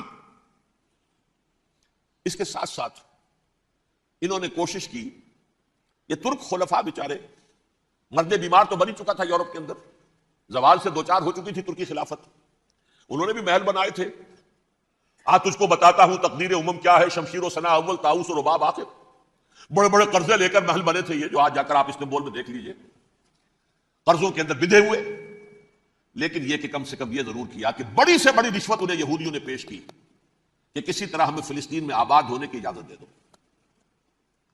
لیکن this goes to their credit, انہوں نے کہا نہیں، یہ معاہدہ جو عمر نے کیا تھا رضی اللہ تعالی عنہ، اس کو میں نہیں بدل سکتا، تم جاؤ جا کے زیارت کرو، آ جاؤ، تم وہاں آباد نہیں ہو سکتے، کیونکہ ترکی کا زیر زندگی تھا نا علاقہ، سلطنت عثمانیہ میں شامل تھا، پورا ویسٹ ایشیا، پورا ایسٹ یورپ، پورا شمالی افریقہ، 3 بر اعظموں پر پھیلی ہوئی تھی سلطنت عثمانیہ، خلافت عثمانیہ، 400 برس تک خلافت ان کے ہاں رہی ہے۔ انہوں نے نہیں مانا، نتیجہ کیا نکلا؟ انہوں نے اس خلافت کے نظام کو ختم کرنے کے لیے سازش شروع کی۔ اس سازش کا نتیجہ تھا، اس کو دیکھ کر بھانپ کر ہندوستان میں تحریک خلافت چلی ہے، دولی اماں محمد علی کی جان بیٹا خلافت پر دے دو، ساتھ ہو تیرے شوکت علی بھی جان بیٹا خلافت پر دے دو، تحریک چلی، ابھی ختم نہیں ہوئی تھی خلافت، لیکن نظر آ گیا۔ بڑا پیارا واقعہ ایک صاحب نے سنایا ہے کہ جب شیخ الہند جو ہے اسیر تھے مالٹا میں، یہ 1915 سے 1920 تک رہے، تو وہاں جو تھا مالٹا کا جو کیمپ تھا جس میں کہ یہ اسیر تھے، اس کا کمانڈانٹ جو تھا انگریز، انہوں نے دیکھ لیا تھا یہ بہت فرشتہ خصلت انسان ہے، نورانی شکل ہے، تو وہ اچھا میل ملاپ تھا۔ ایک روز کہا حضرت شیخ الہند نے کہ آپ لوگ ہماری خلافت کے پیچھے کیوں پڑے ہوئے ہیں، وہ تو ایک مردہ شے ہے، اس میں کوئی جان تو ہے نہیں، کوئی طاقت نہیں ہے، پھر بھی آپ ہماری ایک نشانی ہے، اسے کیوں آپ جو ہے برباد کرنے پر تلے ہوئے؟ اس نے کہا اتنے بھولے نہ بنیے حضرت، ہمیں معلوم ہے اس نیم مردہ خلافت میں بھی طاقت اتنی ہے کہ اگر جہاد کا فتویٰ اس نے دے دیا تو انڈونیشیا سے موریتانیہ تک مسلمان کفن سر سے باندھ کے نکل آئے گا، یہ ہمیں معلوم ہے، لہذا ہم نے ختم کرنا ہی کرنا۔ اور ختم کس سے کرایا؟ ایک فری میسن مصطفیٰ کمال پاشا، چاک کر دی ترک ناداں نے خلافت کی قبا، سادگی اپنوں کی دیکھ اوروں کی عیاری بھی دیکھ۔ عیاری کس کی تھی؟ یہود کی، اور ان کے اعلی کار برطانیہ۔ اب یہ خلافت ختم بھی نہیں ہوئی تھی، برطانیہ کے ذریعے سے 1917 میں بالفور ڈکلیریشن کے ذریعے سے حق حاصل کر لیا کہ ہاں جا کر یہ آباد بھی ہو سکتے ہیں، چونکہ دوسری جنگ عظیم میں سلطنت عثمانیہ ختم ہو گئی تھی، خلافت نام کی تھی، سلطنت تو ختم ہو گئی، ترکی رہ گیا تھا صرف، اور جنرل ایلنبی کی فوجیں داخل ہو چکی تھی یروشلم میں، یروشلم پر قبضہ برطانیہ کا ہو چکا تھا، اور قبضہ دلوانے والے برطانیہ کو ہمارے ہندوستان کے مسلمان فوجی بھی تھے، اربوں نے بغاوت کی ترکوں کے خلاف، اور انگریزوں کی فوج میں ہمارے ہندوستان کے مسلمان سپاہی بھی تھے۔ بہرحال اب چونکہ ان کے پاس آ گیا، برطانیہ نے اعلان کر دیا، بالفور ان کا وزیر خارجہ، Jews have a right to settle in Palestine, وہ جائیں آباد ہو سکتے ہیں۔ یہ 1917 کا اعلان ہے۔ اس کے بعد جو کچھ انہوں نے طریقے برتے ہیں، اس میں دھن، دھوس، دھاندلی، دھوکہ، ہر چیز۔ مثلا دھن، گئے جناب یہ آپ مکان بیچیں گے، اچھا جی لے لیجیے، آپ کیا مانگتے ہیں؟ 10 لاکھ، میں 11 لاکھ دیتا ہوں لیکن کل ہی نکل جائے۔ آپ پیسے کی کمی تھی نہیں، پورا یورپ کا سرمایہ ان کے پاس، بینکرز کے پاس۔ زائنسٹ موومنٹ اصل میں بینکرز کی موومنٹ تھی۔ 1897 میں جمع ہو کر انہوں نے جو پروٹوکول بنائے تھے وہ کون تھے؟ سب کے سب بینکرز تھے، دولت کی کمی نہیں تھی. تم 10 کی بجائے 11 لوگ نکل جاؤ. یہ کھیت بیچتے ہو کتنے کا؟ بھائی 12 کا، ہم 13 دیتے ہیں بھائی، جلدی سے نکل جاؤ. یہ بھی کیا، دھن کے ذریعے سے ڈسپلیس کیا، جہاں زور چلا نکال دیا. اور اس کے بعد پھر جب سن 48 میں اسرائیلی ریاست قائم ہو گئی، اب اسرائیلی جو ہے عدالتوں میں استغاثے دائر کرنے شروع. یہ فلاں مکان میرے پرانے پکڑ دادا سکڑ دادا کا تھا 2000 سال پہلے، اس کے اوپر یہ قبضہ کر کے بیٹھے ہوئے، یہ میرے پاس دستاویزات ہیں. اچھا ٹھیک ہے، آپ نکل جائیں، یہ مکان ان کا ہے. اس طریقے سے انہوں نے بے دخل کیا فلسطینیوں کو، اور خود وہاں پر قدم جما کر مضبوطی سے بیٹھ گئے. یہ ہے کہ جو مغربی اقوام نے کیا ہے. اس میں سیکنڈ جو ہے رول پلے کیا ہے امریکہ نے. ویسٹ جو ہے اس کا نمبر 2 امریکہ تھا، اب نمبر 1 امریکہ ہے. اب برطانیہ کی کوئی حیثیت اب نہیں ہے، لیکن سب سے بڑا وکیل جو ہے وہ وہی ہے اب بھی. لیکن ظاہر بات ہے کہ west white Anglo Saxon Protestants کا امام اس وقت جو ہے وہ برطانیہ، USA. 1948 میں یہ قائم ہوا، اور یہاں پہ نوٹ کیجئے پاکستان 47 میں قائم ہوا ہے، اور تقریباً 9 مہینے ہیں درمیان میں. اگست 47 اور مئی یا جون 48. اس کا کیا مطلب ہے یہ میں بعد میں بتاؤں گا. پہلی جنگ ہوئی 48 میں، عربوں نے بغاوت کی، اور عرب جیت رہے تھے. اچانک پتہ نہیں کیوں عربوں نے جنگ بند کر دی. یہ بالکل یوں سمجھیے کہ پیرلل واقعات تھے. کشمیر میں ہم جیت رہے تھے، بھاگ کر نہرو پہنچ گیا یونائٹڈ نیشنز کے اندر، جنگ بند ہو گئی، ختم ہوا. ایسے کچھ اپنوں کی غلطی بھی تھی، کچھ قبائلیوں نے وہاں جا کر سری نگر ایئرپورٹ تک پہنچ گئے تھے، بجائے اس پر قبضہ مکمل کرنے کے لوٹ مار میں لگ گئے. اپنوں کی غلطی بھی تھی، لیکن اس کے باوجود پڑنا بھاری تھا. اور اگر سری نگر ایئرپورٹ پر قبضہ ہو گیا ہوتا تو سوال ہی پیدا نہیں ہوتا کہ بھارت جو اپنی فوجیں اتار سکتا، زمینی راستہ تھا ہی نہیں. وہی وہاں ہوا ہے بڑے ہی عجیب طریقے پر. عرب جیت رہے تھے، اسرائیل جو ہے شکست کھا رہے تھے، عربوں نے صلح کر دی. تم گولان ہائٹس دے رہے ہمیں پورا شام لینا ہے، لہٰذا تم کیسے کر دو لینڈ فار پیس، پیس اور نو پیس نو لینڈ. زمین ہم واپس نہیں کریں، ہمیں تو اور لینی ہے. کس نے قتل کیا؟ یہودی نے. فلسطینی نے تو قتل نہیں کیا. احود باراک کی بات میں آپ کو بتا رہا ہوں. یہ یہاں تک چلا گیا تھا کہ اسرائیلی ریاست بھی ہم فلسطینی ریاست بھی مان لیں گے، یروشلم بھی مشرقی یروشلم دے دیں گے، تمہارا اقتدار ہوگا اس پر. البتہ یہ جو احاطہ ہے جس میں جنوب میں مسجد اقصی ہے اور ذرا شمال کی طرف ہے قبۃ الصخرہ. قبۃ الصخرہ آپ جانتے ہیں، جب بھی ٹیلی ویژن پر یروشلم سے کوئی خبر آ رہی ہے تو پیچھے وہ بڑا سا مینار، وہ گنبد نظر آتا ہے سنہرا. یہ وہ جگہ ہے چٹان، ٹیمپل ماؤنٹ. یہ پہاڑی تھی پہلے، جیسے کوہ صفا کوہ مروہ. اب کیا رہ گئی؟ کبھی پہاڑیاں تھی. یہ کوہ صفا کے اوپر چڑھ کر حضور نے نعرہ لگایا تھا ما صباحا. اب کیا ہے وہ کوہ صفا بیچارہ؟ وہ تو ایک چھوٹی سی علامت ہے، کچھ پہاڑیاں سے دکھائی دیتی ہے، اس کے اوپر بھی گنبد ہے. اسی طرح ٹیمپل ماؤنٹ ہے وہ جہاں پر کہ ہیکل سلیمانی تھا، اور وہ گرا دیا تھا رومیوں نے. مسلمانوں نے تو نہیں گرایا، لیکن پھر حضور کو معراج وہاں سے ہوا تو عبد الملک بن مروان نے وہاں پر یہ بہت بڑا گنبد بنا دیا. یہ قبۃ الصخرہ ہے. وہ مسجد اقصی نہیں ہے، مسجد اقصی اس کے علاوہ ہے، وہ جنوبی علاقے میں ایک ریکٹینگولر احاطہ ہے بہت بڑا، جس کے جنوبی علاقے کے اندر مسجد اقصی ہے، اور یہ اس کے شمالی حصے. احود باراک نے یہاں تک آفر کر دی تھی کہ مسجد اقصی کو اپنے پاس رکھ لو، لیکن یہ ٹیمپل جو ہے، یہ ٹیمپل ماؤنٹ، یہ قبۃ الصخرہ نہیں. اس لیے کہ یہ ہماری کمٹمنٹ ہے مذہبی یہودیوں کے ساتھ کہ ہم یہاں پر جو ہے ٹیمپل بنائیں گے، 3rd ٹیمپل، ہیکل سلیمانی کی 3ری مرتبہ تعمیر یہاں ہوگی. لیکن ظاہر بات ہے فلسطینی کیسے مان لیں، مسلمان کیسے مان لیں؟ یہ ہے وہ چیز کہ جس کی وجہ سے وہ سارا معاملہ ناکام ہوا. ویسے مجھے یقین ہے کہ اگر فلسطینی مان بھی لیتے تبھی یہودی جو ہے جس طریقے سے اسحاق ریبیون کو اس نے قتل کر دیا تھا تو یہ اس کو بھی، احود باراک کو بھی قتل کر دیتے، اور وہ کسی صورت تسلیم نہ کرتے کہ یہ یروشلم جو ہے یہ انڈیوائیڈڈ سٹی نہ رہے، بلکہ ڈویژن ہو جائے اس کی، اور صرف مغربی حصہ ہمارے پاس رہ جائے اور مشرقی جو ہے عربوں کے پاس. کبھی تسلیم نہیں کرتے، مر جائیں گے. اب دیکھیے اس وقت شکل کیا ہے. میرا اندازہ یہ ہے کہ اب جو مذہبی یہودی ہیں ان کے صبر کا پیمانہ لبریز ہو گیا ہے، اور اب ایک مڈ وے آدمی اس وقت وہاں پر آ گیا ہے، ٹوپی والا. اگرچہ وہ پریکٹسنگ یہودی اس طرح کا نہیں ہے، داڑھی والا نہیں ہے، زلفوں والا نہیں ہے وہی کوٹ پینٹ والا، لیکن یہ کہ اوپر رکھتا ہے وہ ٹوپی. ایریل شرون، اور انتہائی سفاک، جس نے کہ فلسطینیوں کے 2 کیمپ ایسے اڑائے تھے جیسے کہ چیونٹیوں کا ہو لشکر اور ان کو پاؤں تلے رون دیا جائے، اس طریقے سے ختم کیا. بہت بڑا قاتل، مرڈرر، وہ وزیر اعظم.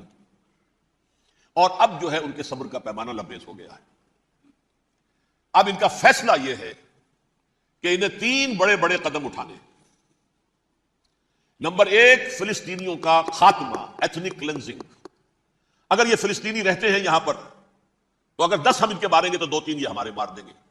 تو اسرائیلی کی جان تو بہت قیمتی ہے. یہ تو خیر 1000 بھی مر جائے تو کوئی بات نہیں. یہ تو کیڑے مکوڑے ہیں، جنٹائلز ہیں، گوئمز ہیں، یہودی، وہ مر جائے. لہذا ان کا ٹنٹا بکاؤ، اب ان کو ختم کرو. وہ اشتہار شاید آپ کے نظروں سے گزرا ہوگا جس میں میں نے یہ الفاظ لکھے ہیں کہ بوسنیا کی ایتھنک کلینزنگ جو ہے ماند پڑ جائے گی. اور جو کچھ ایتھنک کلینزنگ ہوئی تھی 500 برس قبل ہسپانیہ میں، اس کا نقشہ آپ دیکھیں گے دنیا. اس وقت کیا ہوا تھا؟ عربوں کو، مسلمانوں کو یا جلا دو، قتل کر دو، یا جہازوں میں ان کو ڈمپ کروے اور لے جا کر شمالی افریقہ کے ساحل کے اوپر اتار دو اور ڈمپ کر دو.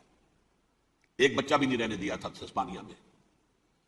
1492 میں سقوط غرناطہ ہوا ہے اور اس کے بعد 10 سال کے اندر اندر ایک ایک بچہ مسلمانوں کا ختم کر دیا. یہ ہے فیصلہ ان کا. اب بہت بڑا قدم وہ اٹھانے پر مجبور ہے. کب تک آپ رہیں گے؟ ہمارے لوگ مارتے ہیں، 16 نوجوان ہمارے مار دیے. لیکن آج گھر تھا، اس میں ایک چلا گیا فلسطینی، بم اپنے جسم سے باندھ کر وہاں اڑا دیا، خود بھی اڑ گیا، 16 ان کے نوجوان اڑ گئے. لہذا یہ چیز ان کے لیے ناقابل برداشت ہے. ان کے صبر کا پیمانہ اب لبریز ہو رہا ہے. نمبر 2، انہیں بہرحال اب یہ کرنا ہے کہ مسجد اقصی کو گرائیں، قبۃ الصخرہ کو گرائیں اور ٹیمپل بنائیں. یہ انتفاضہ جو اب شروع ہوا 1 سال پہلے سے، یہ شیرون نے دورہ کیا تھا، مسجد اقصی میں گیا تھا اور اس نے 3rd ٹیمپل کی تعمیر کے لیے ایک پتھر جو ہے بنیاد کا پتھر رکھنے کا ارادہ ظاہر کیا تھا، جس پر فلسطینی نوجوان اٹھے، وہ اینٹیں لے کر اور روڑے لے کر، اور اس وقت سے یہ سلسلہ چل رہا ہے. کتنے مارے جا چکے فلسطینی، لیکن کچھ نہ کچھ یہودی بھی مرے، اسرائیلی بھی مرے. اور جیسا کہ میں نے عرض کیا، اب ان کے صبر کا پیمانہ لبریز ہو گیا. انف از انف. اب ہم اس معاملے کو ایک دفعہ جو ہے فائنلی ختم کر دیں اور اب بنائیں گے. لہذا اب جو ہے کئی ٹن وزن کے وہ جو پتھر تیار ہو کر آگے رکھ دیے گئے ہیں کہ یہاں یہ بنیاد پڑنی ہے، اس کے اندر یہ پتھر لگے. بلکہ ایک لطیفہ بھی مجھے یاد آیا ہے، یہ کوئی 30 سال پرانی بات ہے. اس قبۃ الصخرہ کی مرمت ہوئی تھی تو اس کے اوپر جو یہ سونے کی پتری چڑھی ہوئی ہے، یہ شاہ حسین اردن والے جو ہے، ظاہر بات ہے تھا بھی انہی کے تسلط میں، یہ انہی کی تولیت میں تھا، سن 67 سے پہلے، اس زمانے کی بات میں کر رہا ہوں. تو انہوں نے پتہ نہیں 30 من تھا یا 30 ٹن تھا سونا جو ڈونیٹ کیا تھا اس کے اوپر یہ پتری چڑھانے کے لیے، جو بہت بڑا گنبد نظر آتا ہے پورے کے پورے ماحول کے اوپر چھایا ہوا. اس وقت یہودی اخباروں نے لکھا تھا بہت اچھا ہے، یہ سونا ہمارے کام آئے گا جب ہم اپنا ہیکل تعمیر کریں گے. کہاں جائے گا سونا؟ سونا یہی رہے گا نا، جب ہم گرائیں گے ہمیں وہ سونا مل جائے گا. اب وہ اس پر آ گئے، مزید دیر نہیں کر سکتے. تو آپ نوٹ کیجئے، number 1، ethnic cleansing of Palestinians in Israel. Number 2، demolition of the Aska box and the قبۃ الصخرہ. نمبر 3، امریکہ کو الٹیمیٹم، تم اب اپنے ٹانگ درمیان میں مت اڑاؤ، اور اس کے لیے دھمکی، اگر تم نے ہمارے معاملے میں رکاوٹ ڈالی تمہاری اینٹ سے اینٹ بجا دیں گے. نیتن یاہو نے یہ کہا تھا، میں واشنگٹن میں آگ لگا دوں گا. یہ انہوں نے امریکہ میں عظیم ترین دہشت گردی کر کے امریکہ کی ایڈمنسٹریشن کو، انتظامیہ کو یہ دھمکی دے دی ہے کہ باز آ جاؤ. چنانچہ میں یہ بات کہہ کے پرسوں جمعے میں اپنی مسجد دارالسلام سے نکلا، شام کو، اسی شام کو میں نے ایریل شیرون کی تقریر سن لی T V per. It is not acceptable. Don't appease the Arabs at our expense. We are not going to become Czechoslovakia. We have to depend on ourselves only and rely on ourselves only. کیا مطلب ہے اس کا؟ کس کو سنا رہا ہے؟ امریکہ بہادر، ہم تمہارے محتاج نہیں ہیں، ہم تمہارے ٹکڑے اڑا دیں گے، ٹکڑے کر دیں گے تمہارے، تم بیچ میں آؤ تو صحیح. اور دیکھ لو، ایک نشانی ہم تمہیں دکھا دیتے ہیں. مجھے 100% یقین ہے یہ پورا ہسٹوریکل پروسیس، اور جس جگہ یہ پہنچ گیا ہے، جس کریٹیکل پوائنٹ تک یہ پہنچ چکا ہے، یہ جو بھی حملہ ہوا ہے ورلڈ ٹریڈ سینٹر پر اور پینٹاگون پر، یہ اسرائیل کا کام ہے. اسرائیل سے کم تر کسی ادارے کے لیے ممکن ہی نہیں، اس لیے کہ اسرائیل کے ایجنٹ امریکہ کے پورے نظام کے اندر جو ہے گھسے ہوئے موجود ہیں، ہر جگہ موجود. جیسے سرطان کا پھوڑا ہوتا ہے پورے جسم میں وہ اپنی جڑیں جما لیتا ہے، ایسا ہے. پوری ایڈمنسٹریشن، پوری اکانومی، تمام ذرائع ابلاغ، پرنٹڈ میٹر ہو یا یہ کہ الیکٹرانک میڈیا، سب ان کے قبضے میں ہے. ڈیفنس کا سارا معاملہ ان کے قبضے میں ہے. کوئی اور طاقت یہ کر ہی نہیں سکتی. امریکہ، اس کے سیکیورٹی کے معاملات تہ در تہ، دائرہ اندر دائرہ، اس دائرے تک 100 میل تک کوئی جہاز آ جائے گا اگر کہیں جو کہ ان آئیڈینٹیفائی ہو تو یہ ہو جائے گا، اس سے آگے آگے تو یہ ہو جائے گا، اس سے آگے، اور وہ آ رہا، چلا آ رہا. پینٹاگون پر آ گیا ہے اور 1 گھنٹے بعد آیا ہے. پہلی اسٹرائک جو ہوئی ہے ورلڈ ٹریڈ سینٹر، اس کے 1 گھنٹے کے بعد پینٹاگون پر آ گیا. پینٹاگون وہ تو یوں سمجھیے ان کی مملکت کا حساس ترین دفاع کا مرکز، اور اس کا 1/3 حصہ جلا کے راکھ کر دیا. انہوں نے یہ دھمکی دی ہے، لیکن اس سے ان کے پیش نظر مقاصد کیا تھے؟ 3. اس دہشت گردی کے 3 مقاصد. فوراً اس کا رخ موڑ دینا اسامہ اور اس کی القاعدہ کی طرف. امریکہ غصے میں لال بھبوکا ہو کر فوراً اقدام کرے، اور ایک طرف تو اسامہ اور ان کے ساتھ طالبان کا ٹنٹا مکا دے، اور دوسری طرف چونکہ پاکستان الائی ہے اور پاکستان کے عوام جو ہیں وہ طالبان کے ہمدرد ہیں، وہ اگر اٹھے تو ان کا بھی بیڑا کرتا. ایک تیر سے 2 شکار تو ادھر ہو جائیں، جو مستقبل میں انہیں خطرہ ہے.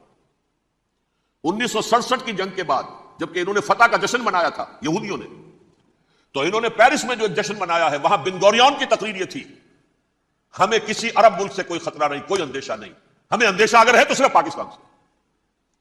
یہ ہے وہ بات جو میں نے کہی تھی. نکتہ کیا ہے؟ یہ سائملٹینیسلی کیوں وجود میں آئے ہیں یہ 2 ملک؟ مشیت ازلی میں پاکستان کا رول یہ ہے. حدیث میں آتا ہے ما انزل اللہ من داء الا انزل له دواء، اللہ نے کوئی بیماری ایسی نہیں اتاری جس کا کہ توڑ اور دوا پیدا نہ کیے.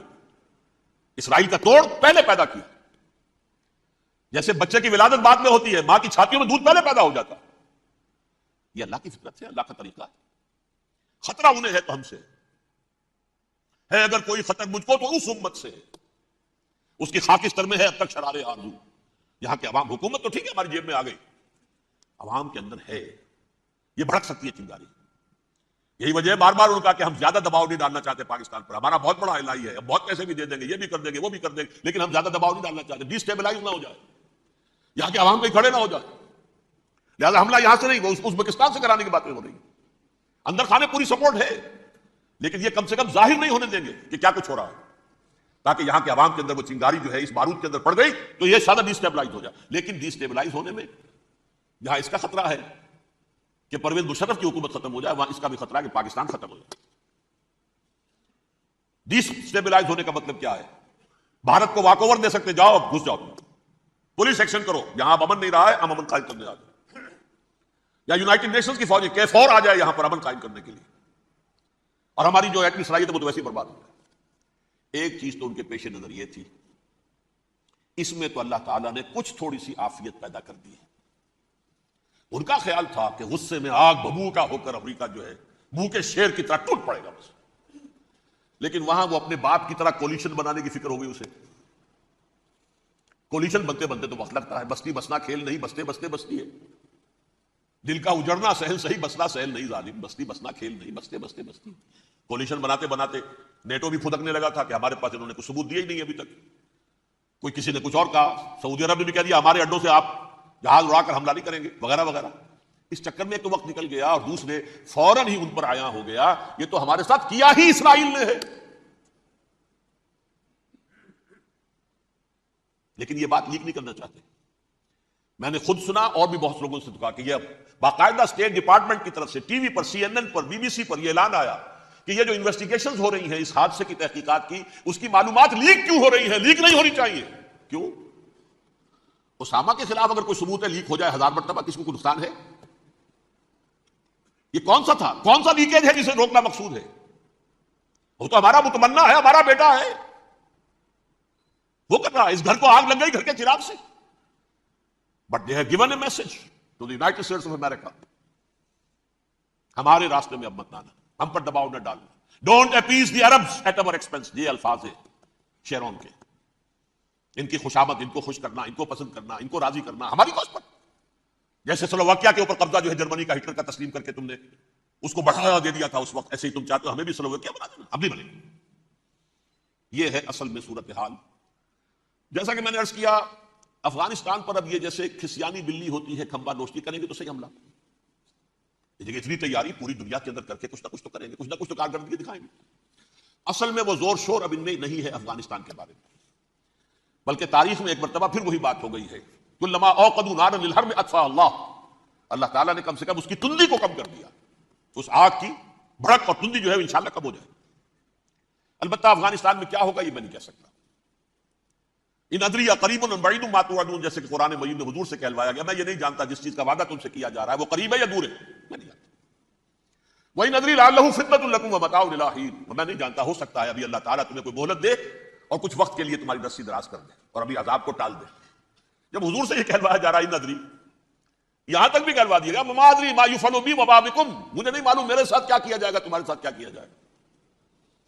تو بہرحال کون دعوے سے کہہ سکتا ہے کہ یہ ہوگا؟ تباہی بھی آ سکتی ہے، کوئی بڑا سیٹ بیک بھی آ سکتا ہے، اپس اینڈ ڈاؤنز ہوتے ہیں۔ احیاء اسلام کا پروسیس چل رہا ہے، لیکن احیاء پروسیس میں حضور کے زمانے میں بھی غزوہ بدر میں ایک دفعہ گراف جو ہے چلا گیا تھا آسمان پر، تو غزوہ احد میں وہ بہت نیچے بھی تو آ گیا تھا، مسلمانوں کے حوصلے پست بھی ہو گئے تھے نا۔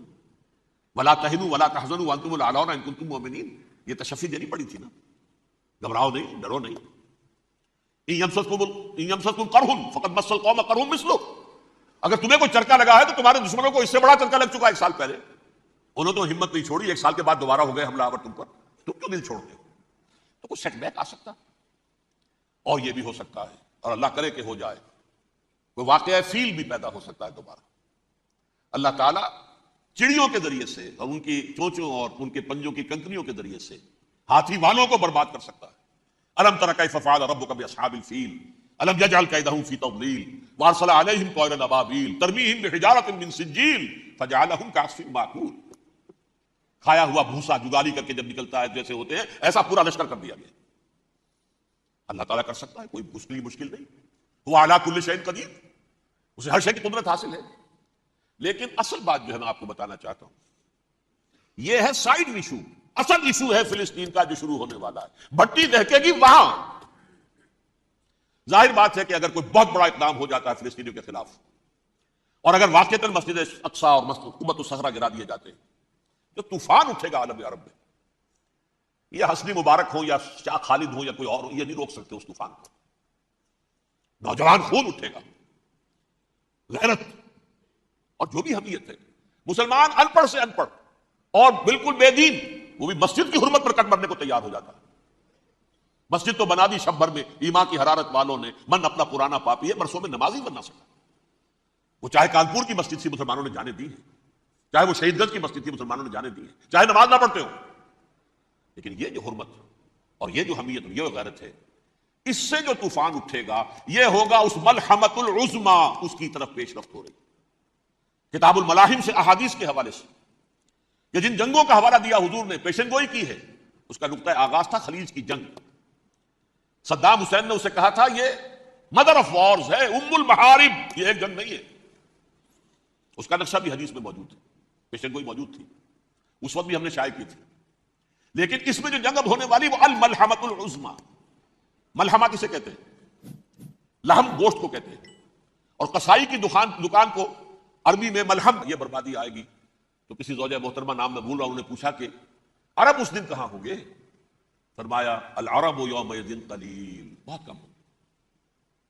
آخری خاتمہ ہونا ہے یہود کا حضرت مسیح علیہ السلام کے ہاتھوں، وہ عذاب جو 2000 برس تک ان سے چلا رہا وہ آئے گا، اور ان کے رسول ہی کے ہاتھوں آئے گا۔ لیکن اس سے پہلے مسلمانوں پر یہ عذاب آ رہا ہے، ہولوکاسٹ کے درجے کا عذاب آ رہا ہے۔ البتہ ہم پاکستانی اس میں یوں سمجھ لیجئے کہ وہ تو خبریں موجود ہیں احادیث میں، وہاں تو جو ہونا ہے، اتنے انسان مریں گے، اتنے انسان مریں گے کہ ایک پرندہ جو ہے اڑتا چلا جائے گا، وہ نہیں چاہے گا کہ نیچے اترے تو کسی لاش پر اترے، اسے جگہ نہیں ملے گی زمین خالی کر کہیں اتر سکے، تھک ہار کر گرے گا، مرے گا تو بھی لاش کے اوپر گرے گا۔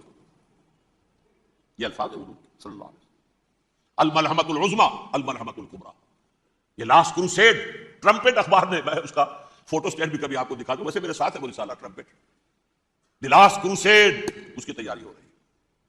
وہ الملحمۃ العظما اور ملحمۃ الکبریٰ جو ہے وہ آنے والی ہے۔ ابن ماجہ میں کبریٰ کہا ہے، اکبر کا مؤنث کبریٰ، ملحمہ کبریٰ سب سے بڑی جنگ، اور ملحمہ العظما سب سے عظیم جنگ، یہ ہوگی اور بہت جلد ہوگی۔ اب آخری بات یہ عرض کر رہا ہوں، کریں کیا؟ کچھ کریں بھی کہ نہیں؟ پہلا کام تو یہ ہے کہ اصل زندگی آخرت کی زندگی ہے۔ دنیا میں تباہی بربادی آ بھی جائے، آخرت بچ جائے، پہلا کام یہ ہے کہ ہر شخص توبہ کرے، لیکن توبہ توبۃ نصوح، توبہ کی تسمیح نہیں، آیہ کریمہ کا ختم نہیں، لاکھ مرتبہ لا الہ الا انت سبحانک انی کنت، اس سے کچھ نہیں۔ توبہ یہ ہے اپنی معاش کے اندر جھانکیے، اپنی معاشرت میں جھانکیے، جہاں جہاں اسلام کے خلاف کچھ نظر آئے پھینک دیجیے، نکال کر کاٹ دیجیے۔ بے پردگی ہے نکالیے، آپ کی کمائی میں کوئی حرام کا عنصر ہے ختم کیجیے، توبہ کیجیے، ابھی کیجیے، عملی توبہ۔ فرائض کی ادائیگی میں کوتاہی ہو رہی ہے، ابھی شروع کیجیے۔ اللہ کے دین کے غلبے کے لیے جد و جہد، ان صلاتی و نسکی و محیایا و مماتی للہ رب العالمین لا شریک لہ وبذالک امرت وانا اول المسلمین۔ بڑھیے آگے۔ اگر میرے اور آپ کے کیے کچھ نہ ہوا تب بھی کم سے کم میری اور آپ کی آخرت تو بچ جائے گی، عاقبت تو بن جائے گی۔ اخروی عذاب، سب سے بڑا عذاب دائمی عذاب، اس سے ہم بچ جائیں۔ دوسرا کام ہے اجتماعی توبہ۔ اجتماعی توبہ کیسے ہوگی؟ یہ سلطنت خداداد پاکستان جو اللہ نے عطا کی تھی، اس میں اسلام کا نظام قائم اور اسلام کی شریعت نافذ کی، اس کے لیے جد و جہد تن من دھن کے ساتھ لگ جائیں، منظم جماعت بنا کر۔